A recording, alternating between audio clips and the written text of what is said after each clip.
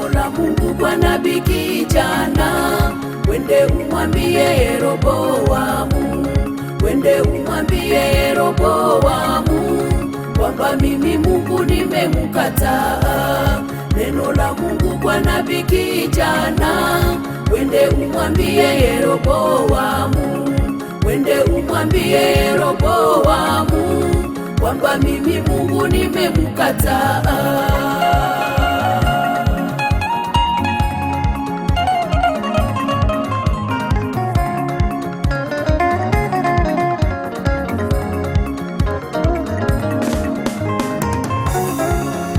Mwisho wangu mimi, mwisho wangu mimi, mwisho wangu mimi, mwisho wangu mimi, mwisho wangu mimi, mwisho wangu mimi, mwisho wangu mimi, mwisho wangu.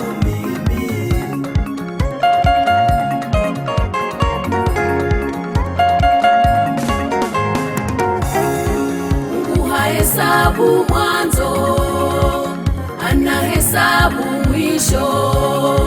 Mungu hahesabu mwanzo, anahesabu mwisho.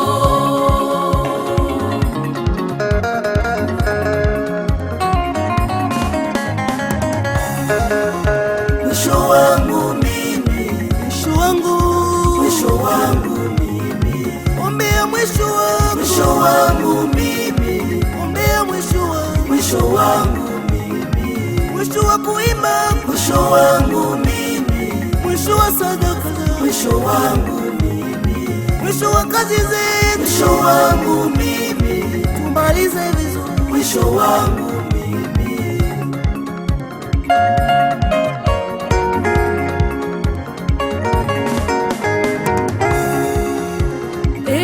Nabii kijana alitumwa na Mungu kwa Yeroboamu, mambo ikawa shwari.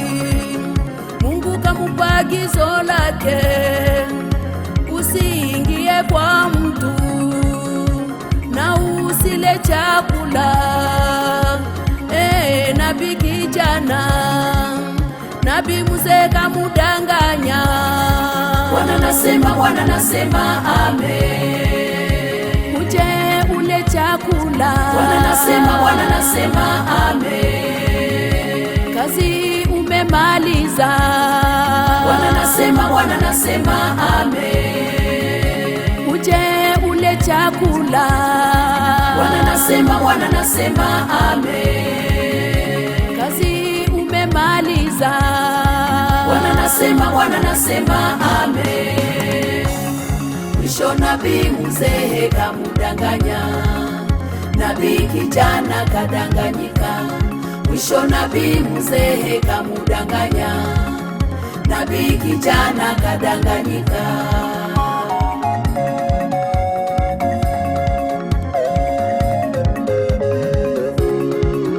Ole kwa nabii kijana, simba kamurarua. Ole kwa nabii kijana, simba kamurarua. Sote tumeanza kazi, ila Mungu anahesabu mwisho. Sote tumeanza kazi, ila Mungu anahesabu mwisho.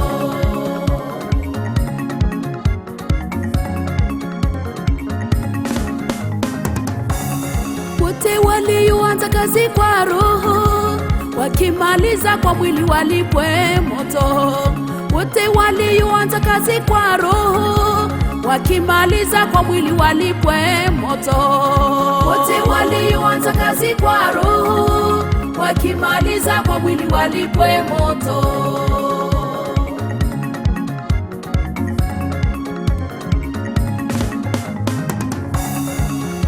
Mwisho wangu mimi, mwisho wangu, mwisho wangu mimi, ombea mwisho wangu, mwisho wangu mimi, ombea mwisho wangu, mwisho wangu mimi, mwisho wa kuimba, mwisho wangu mimi, mwisho wa sadaka, mwisho wangu mimi, mwisho wa kazi zetu, mwisho wangu mimi.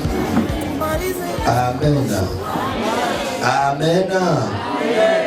Tushangilie tena kwa makofi na vigelegele. Asante. Tunasema tena asante kwa wanamchezo wetu ambao wameweza kututanguliza kwa kuweza kutuingiza kwa njia ya neno la Mungu. Tunasema tena Mungu awabariki sana. Wameweza kutuchezea mchezo, tukuletee verse basi kwa ajili ya wokovu huu. Bwana tusaidie sana. Neno yetu ya siku ya leo inasema kwa ajili, inaongea ikisema mwito wa kila mtu katika maisha. Bwana asifiwe sana. Nasema mwito wa kila mtu katika, ambia aliye karibu yako, mwito wa kila mtu katika maisha. Jina la Bwana libarikiwe. Basi somo yetu tunaipata katika kitabu cha Matendo ya Mitume. Matendo ya Mitume sura yake ya 5, na tunaanza ule mstari wa 1 mpaka 5. Nasema kitabu cha Matendo ya Mitume, lakini mtu mmoja jina lake Anania pamoja na Safira mke wake aliuza mali, akaficha sehemu ya bei. Naye mke wake alijua maneno haya, akaleta fungu moja, akaliweka kwa miguu ya mtume. 3. Lakini Petro alimwambia Anania, kwa nini shetani amejaza moyo wako kusema uongo kwa Roho Mtakatifu na kuficha sehemu ya bei ya shaba? Tunaweza keti ile. Wakati nilipokuwa kwako halikuwa mali yako, hata nimekwisha kuuzwa. Hukuweza kufanya kama ulivyotaka. Kwa sababu gani uliweka kwa moyo wako kufanya hivi? Hukusema uongo na watu, lakini na Mungu. 5 mwisho wake. Anania wakati aliposikia maneno haya, akaanguka akakufa, na woga mkubwa uliingia watu wote waliosikia maneno haya. Amen. Tutaomba. Nasema tena asante kwa baraka hizi ambazo umetupatia. Angalia mtoto wako yupo tayari kwa kulipokea neno hili. Acha utupe maarifa mbinguni, tujaze tena moyo wa hekima, hata maneno yote utakayoyasema, mawazo ya moyo wetu, maneno ya kinywa chetu yapate kibali mbele yako, na hata yakipandwa kwenye maisha mpendwa yapate kuzaa matunda. Nguvu yake ya Roho Mtakatifu ikalete kuelewa kwa damu ya Yesu. Amen. Bwana abarikiwe sana. Katika somo ambao tumetoka kuisoma, nimesema neno letu katika mchana wa leo linasema nini? Mwito wa kila mmoja katika maisha. Bwana asifiwe sana. Mimi nimeitwa, na wewe umefanya nini? Umeitwa. Mimi nimeitwa. Kuna aina mbili ya mwito. Bwana tusaidie sana. Mwito ni nini? Mwito ni sauti ambayo unaweza kusikia kwa masikio yako, ama ni dhamiri pia ambayo unaisikia ikikuongoza kulifanya jambo fulani. Alafu hayo mambo mawili, hiyo mwito yaweza kukutokea kwa dhamiri, yaweza kutokea pia kwa nini? Kwa sauti. Na ndio maana watu wengi wanazoea kusema kwamba dhamiri ni nini? Ni polisi. Kumbe dhamiri inaongea. Bwana tusaidie sana. Na ile dhamiri ama sauti inaweza toka kwa Mungu, kama vile inaweza toka kwa nani? Kwa shetani. Ndio pale ambapo wakati wanamchezo wametuchezea, ni nani aliyesikia sauti yao? Ni nani? Si ni Musa? Alisikia zamiri ama alisikia sauti? Mama uko nalala. Hii haiko position ya mtu mwenye sababu. Bwana atusaidie sana. Musa alisikia nini? Sauti ya Mungu inasema tosha. Maana mahali hapa ni mahali. Hiyo ni mwito kwa njia ya sauti. Yesu alipomaliza pia naye vipindi vya siku 40, naye alisikia sauti inamwambia nini? Kama kwa mwana wa Mungu, geuza mawe haya iwe nini? Alisikia sauti, alisikia zamiri. Haleluya. Amen. Sasa hapa ambapo tumetoka kupasoma, Anania na Safira wamejisikia zamiri na waambia wafanye nini? Wamtolee Mungu. Wamesikia mwito ya nini? Si ya zamiri. Wakati wanapofika nyumbani, ile zamiri ya kwanza ilikuwa ya nani? Mwito ya kwanza ya zamiri iliyompata Anania na Safira watoe mali yao, watoe parcele yao, ilikuwa zamiri ya mwito wa nani? Wa Mungu. Waliporudi kufika nyumbani, parcele ikauzwa na ikauzwa kwa bei kali. Kisha tena wakasikia zamiri kawaambia wafanye nini? Sikio sikila zamiri unayosikia ndio zamiri takatifu. Pana zamiri nyingine ni zamiri zinakuja kwa kubambana na kutaka kuharibu maisha yako. Mwito inaweza leta uzima na mwito inaweza leta mauti. Bwana atusaidie sana. Kumbe Mungu akusaidie ujue kutambua ni mwito gani nakuta. Bwana atusaidie sana. Hiyo ndio mwito, nadhani umeshaelewa. Alafu maandiko inasema katika kile kitabu cha Matendo ya Mitume,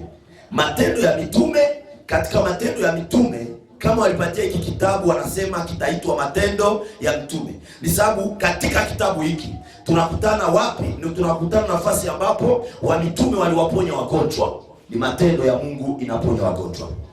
Tunakuta nafasi ambapo walifanya miujiza. Tunafika nafasi ambapo walidumu katika neno. Tunafika nafasi ambapo wote walitembea pamoja. Lakini pamoja na kufanya miujiza, pamoja na kusikia nini? Miujiza na kusikia neno la Mungu, walijazwa wakaruka mpaka wagonjwa wakapona. Lakini kumbe katikati yao palikuwepo na mtu mwingine ambaye alikuwa na kiu ya dhambi. Ambia mwenzako kiu ya dhambi. Bwana atusaidie sana.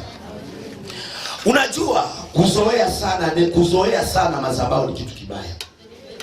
Hawa watu walizoea sana madhabahu. Anania alikuwa mzee wa kanisa. Mungu atusaidie sana. Na alizoea kwamba kama watu wakifika vitike vikatale mimi tu wa kuwaongoza.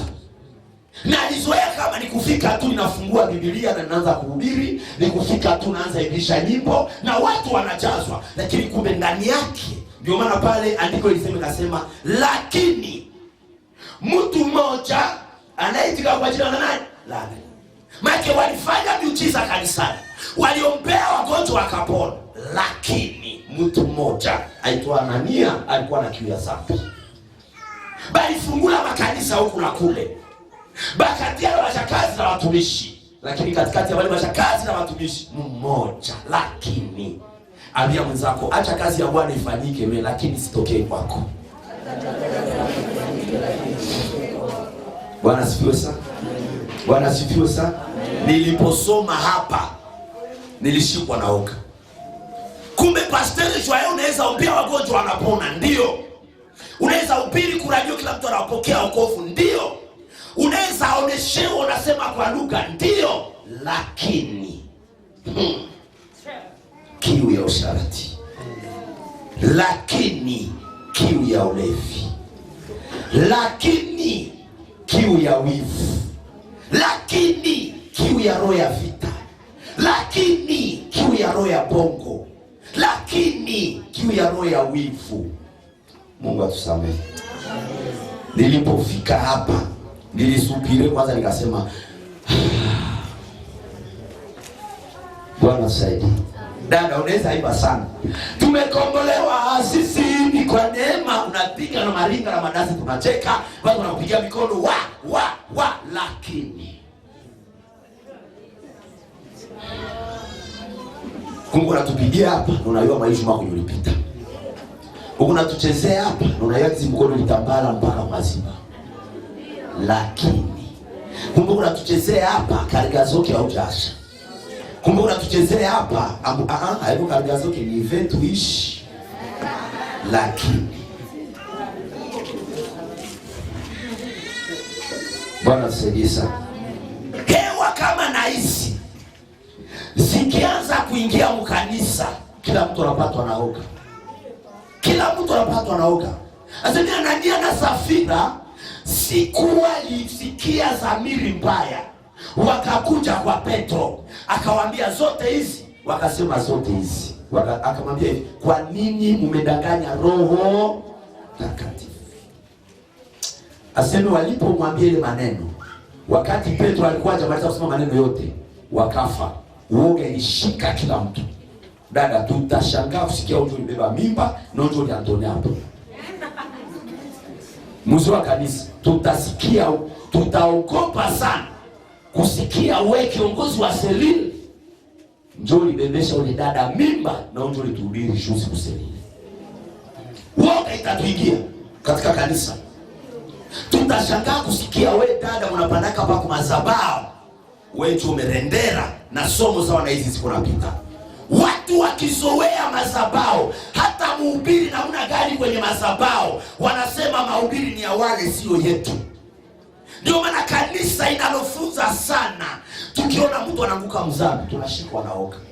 Hivi vyote vinafundishi waka pamoja na hii mahubiri na kuhubiri leo juu ya mwito wa shetani. Kweli tunaweza kusikia wewe umepatikana na mimba hapa dada, tutahangaika. Tunaweza shtuka kusikia wewe walinasa mumafe. Tunaweza shtuka papa kusikia wewe tulituma kwa mafundisho ya couple, tukasema couple fulani jo yende. Tunaweza shangala tusikie mlifanyana buchi wewe na bibi yako mnakimbizana mkartie, ama mlipigana. Tutashtuka. Watu walishtuka. Watu walijana hofu. Huyu mzee wa kanisa Anania ni alimuombea Saulo akafumulikana macho paka akaona, lakini yeye ndio anaanguka mkukufa na dhambi. Ambia aliye karibu yako, jirani, ombea mwisho wako. Mwambie tena jirani, ogopa dhambi. Bwana tusaidie sana. Bwana tusaidie sana. Kumbe wakati unapoimba watu wanakupigia mikono, wewe usipige mikono. Unapohubiri watu wanafurahi. Unapovumisha Selile watu wanasema huyu njoo akitoka sisi tunatoka. Kwako isingekuwa kufurahi jinsi watu wanavyofurahia unavyomtumikia Mungu. Kwako ni kujifunza mipango ya adui na nipangia nini. Maana wakati watu wanakushangilia na mbingu zinashangilia kwa umefanya vema mkazi ya Mungu, shetani halali anaingia mlaboratoire, anasema huyu mtu tutampata namna gani. Ndio maana watu watakaoanguka, watu watakaopatikana kesho maisha ya kukufia mzambi na mwisho unakuwa mbaya, sio wale ambao walikuwa wenye dhambi, ni wale waliosimama imara. Ni wale ndio shetani anaingilia mlaboratoire. Nitawapata namna gani mpaka zile sifa ziishi.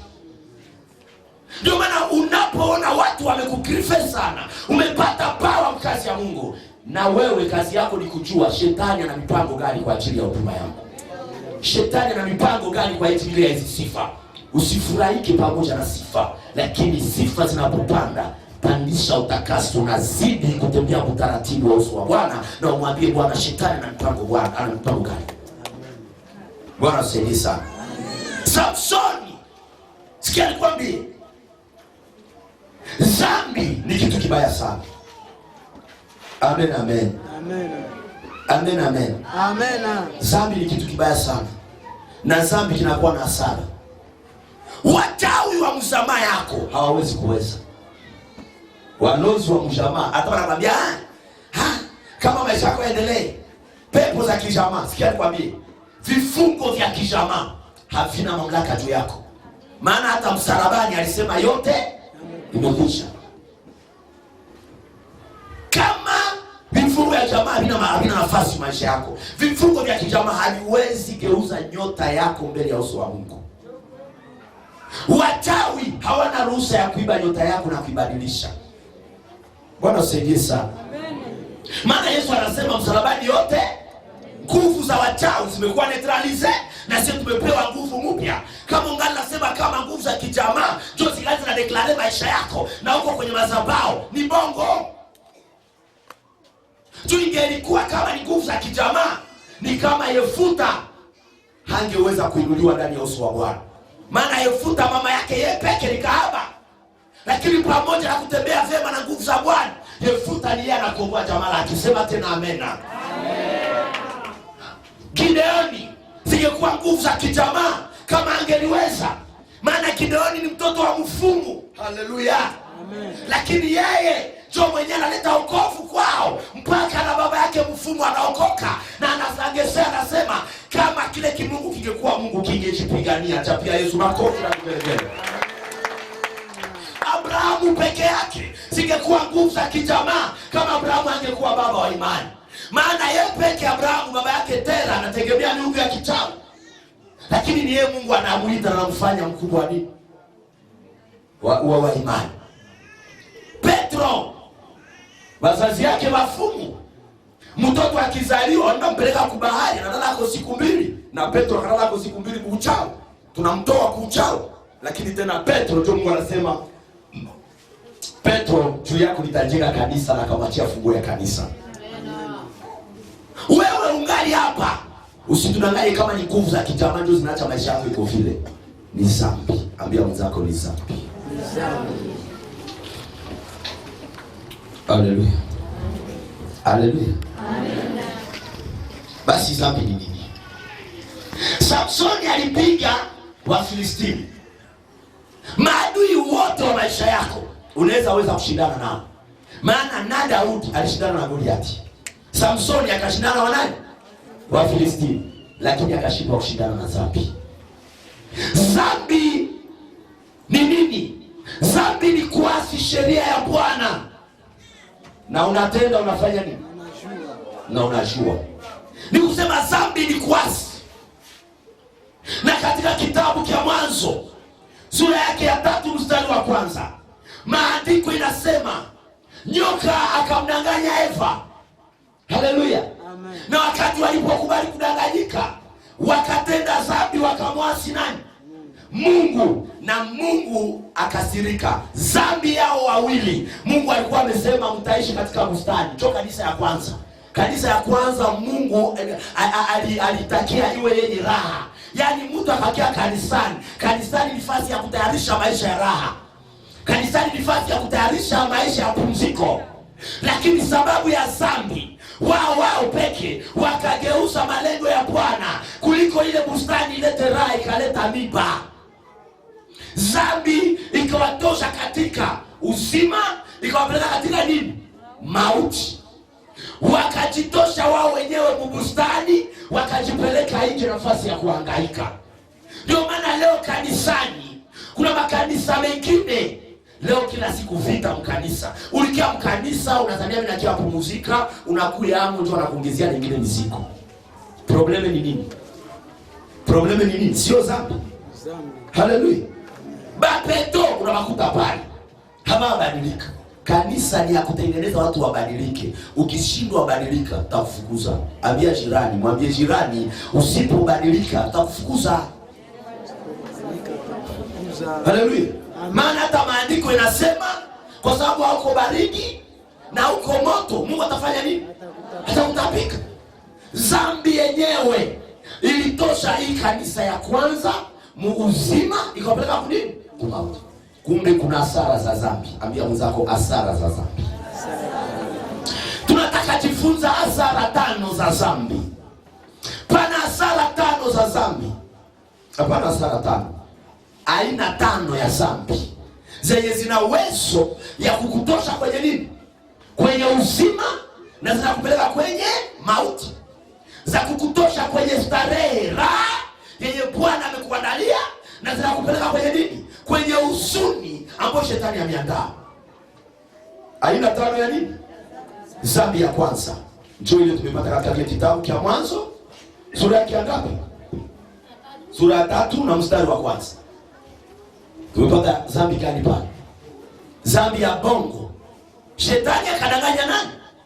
Adamu na Eva. Na pale sababu ya dhambi ya bongo, mauti kafanya nini? Shida zikafanya nini? Baba tuko uchi, nyewe mlikuwa na vala, aliwatosha manguo ni nani? Kumbe dhambi inatosha naka manguo. Kumbe dhambi inafedheresha naka. Bwana tusaidie sana. Amen. Bwana tusaidie sana. Amen. Haleluya. Amen. Na hii bongo ni dhambi ya kwanza yenye ndio funguo ya dhambi zote. Na maandiko ikasema mama ya waongo wote ni nani? Ni Shetani. Mama na baba ya waongo wote ni Shetani. Hata mbinguni yelitosha Shetani mbinguni ni bongo. Shetani anadanganya kwanza wa malaika. Tukikamata hiki kitu na kipandisha hapa yulu na mimi naweza watawala. Sasa ingiza bongo. Haiko bongo hii. Hata unasema kiburi hicho kilimtosha kama ni bongo. Alidanganyaka wenzake. Mungu alitudanganya. Ifo na mie ndio aliwadanganya ke ifo ndio akuwe yulu. Ifo mie ndio likuwa wapi? Si mlango ya kutangini, si ni bongo. Hata dhambi ya uasherati, utaenda kutana tu na msika hivi na mkwanza danganya. Silifanze kudanganya. Dada mimi nakupenda. Na ni bongo? Mwana kupenda anaweza kutakia maovu. Bado nasema mshahara wa dhambi ni nini? Mwana kupenda atakuletea mauti. Mie niko babako hapa kwa madhabahu, tena nikwambie dada njoo vile tushuane tendo ya ndoa. Nimekupenda acha mimi nakuletea mauti. Eske ni upendo? Na mie njoo baba akukuongoza. Bwana tusaidie sana. Nasema mlango wa dhambi zote ni nini? Uongo. Ambia jirani ndani yako hamna bongo kweli.